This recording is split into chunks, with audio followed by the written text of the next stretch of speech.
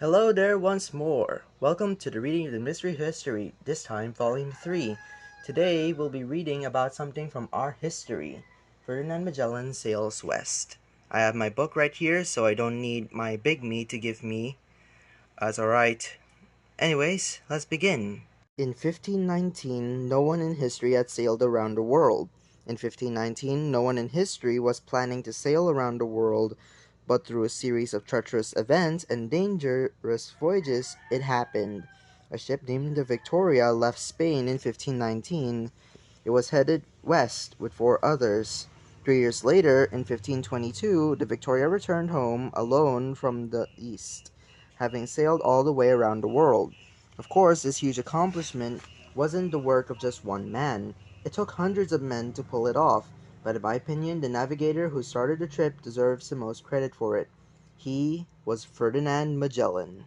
Ferdinand Magellan was a short man with dark features. He grew up in Portugal, which of course was a good place for a young navigator to be. If you remember, both Bartholomew Diaz and Vasco da Gama were from Portugal, as were many others who dared to explore the world by sea. As for Ferdinand, his parents died when he was only 10. At 12, he went into service for King Manuel of Portugal. Ferdinand worked up his way to become a squire. Through all of this, he went to school and found that he loved geography and astronomy. And as part of the king's court, Ferdinand Magellan was surrounded by those who dreamed of exploration and discovery. For Ferdinand Magellan, this was the perfect environment in which to dream. By the time he was 20, Ferdinand Magellan was entrusted by King Manuel to sail back and forth to India for business. Of course, he sailed to India in the same direction that other Portuguese had gone. He sailed around the Cape of Good Hope at the southern tip of Africa.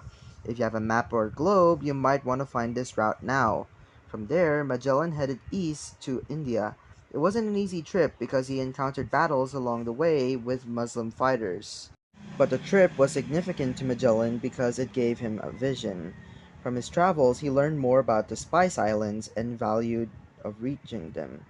The Spice Islands are really the Moluccas Islands of Indonesia. You will find that Indonesia is a chain of large islands between China and Australia.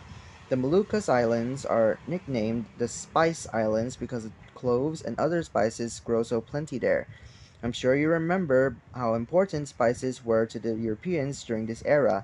They were valued almost as highly as gold. With this in mind, think about the options that lay before Ferdinand Magellan. He knew that Christopher Columbus, his boyhood hero, had sailed west to reach the east. He knew that Columbus had discovered the New World while trying to find this passage.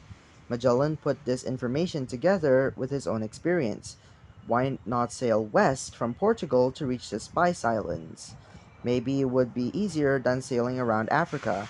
Maybe the Spice Islands were just beyond this new world. Follow this on your globe or map.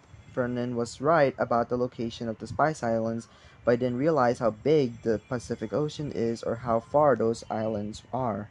Magellan's dream to sail west didn't come together easily. During his years of service to the King of Portugal, he was wounded in battle. It caused him to walk with a limp for the rest of his life. Furthermore, he got in trouble for taking a ship without permission and trading illegally with Muslims. In 1514, the King of Portugal fired him. Though discouraged, humiliated, and lame, Magellan didn't stop dreaming. Like Columbus, Magellan went to Spain with his dream. The King of Spain was Charles I, the grandson of Ferdinand and Isabella. It only made sense that he might be more sympathetic to explorers after the success of Christopher Columbus. Charles I was only a teenager at the time and easy to convince. In a serious race against Portugal, Charles was eager to claim new lands and open new trade routes for Spain. After Magellan changed his nationality from Portuguese to Spanish, Charles employed him in service of Spain. It was a big deal to the Portuguese that Magellan switched his loyalties to Spain because the two nations were in a bitter rivalry. In 1519, Magellan was granted 5 ships to hold about 270 men. Since Charles I was such a young king and not very rich, the ships he provided were in terrible shape. They needed new coats of black pitch to prevent them from leaking and lots of other repairs. Even then, it took a lot of convincing from Magellan to find the crew he needed.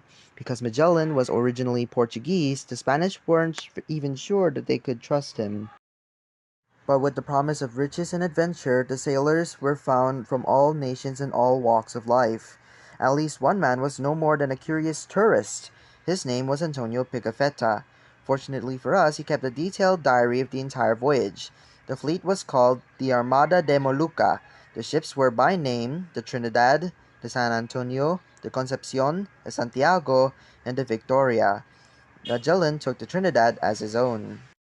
On September 20, after Mass, Magellan and the Armada de Molucca plunged into the Atlantic Ocean from the city of Sanlúcar de Barrameda. It must have been difficult leaving family and friends behind. The sea was known to be unkind and sometimes fatal. Magellan had to say goodbye to his wife, who was pregnant, and his young son. Like many others, Magellan's wife didn't know if she would ever see her husband again.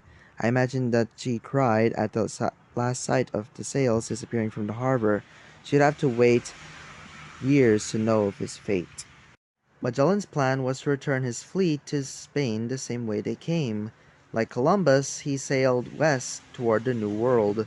By November, he veered the fleet far enough south to cross the equator near South America. By December, the Armada reached Brazil, but stayed only briefly as that land had been claimed by Portugal. One of Magellan's dreams was to find a passage through South America to the Spice Islands. He knew from having sailed around the Cape of Good Hope that it would be difficult to sail all the way around South America, and so for months he and his men sailed along the eastern coast of South America in shark-infested waters, looking for another shortcut to the other side. Using your map or globe, see if you can find any shortcuts across South America. There's only one, but it's very far south. What you have realized is that the farther south the ship sailed, the colder it got. Do you know why? The tip of South America gets very close to the South Pole. Both the North and South Poles are colder than the rest of the Earth because they point farther away from the Sun. It has to do with how the Earth tilts. The point of my sharing this is to help you imagine the agony and the fear of the crew. It's bad enough to nearly always be wet on board a ship, but to be wet and cold is miserable. It grew so cold on the journey that the crew chose to camp on the mainland for the rest of the winter. They camped in what is now Argentina. The sailors named it Patagonia, which means big feet, because the natives there were very tall and in fact had very big feet. On a cruel note, some of the gentle giants were tricked to go on board the ships. They were locked up as prisoners, forced to endure the rest of the long voyage ahead. Pigafetta, the diary keeper, did his best to learn their language and calm their fears. Those bitter cold months in Patagonia were tense. Hunting was difficult and fresh food was scarce. The main sources of food were sea lions and penguins, which were certainly new and unusual to the Europeans. The men were always cold and grew lonely for the warmth of home. To scout out better living conditions, Magellan sent the Santiago out to sea. With the weather against it, the ship was caught in a storm and destroyed. Two survivors made it back to the base camp on foot, and Magellan sent a rescue squad for the others. The rattled survivors salvaged what they could from the wreckage. Believe it or not, this tension was made worse by the fact that the King of Portugal had apparently tried to sabotage the voyage beforehand. To sabotage something is to secretly plan to ruin it. Why would the King of Portugal try to sabotage a trip? Well, he was pretty upset that Magellan switched his loyalties to Spain for sponsorship. It certainly made the Portuguese look bad. So before the expedition had even started, the king offered a lot of money to the other ship's captains to ruin the journey through a mutiny. The king's plan failed though. Through a series of tricks and battles, Magellan outsmarted the other captains and stopped the mutiny. Two captains were tortured and executed, and as a cruel punishment, another captain and a rebellious priest were left stranded on the coast of South America, never to be seen or heard from again. After that, the crewmen grew more afraid of Magellan than of the dangers at the sea, so they pressed on. It would be October of the next year before Magellan found what he was looking for. Far down the coast of South America, there was indeed a passage on the other side. Magellan named it Estreito de Todos los Santos, which means All Saints Channel. It was named that because the ship sailed through the channel on All Saints' Day, November 1st, 1520. The passage was later named the Strait of Magellan after Ferdinand Magellan, who never gave up believing that this waterway existed. Find it on your globe or map. This waterway, however, turned out to be quite treacherous. Though it was a shortcut across the continent, the narrow, winding canal was difficult to sail, with steep, snow-covered mountains on either side of it, and winds cutting in between.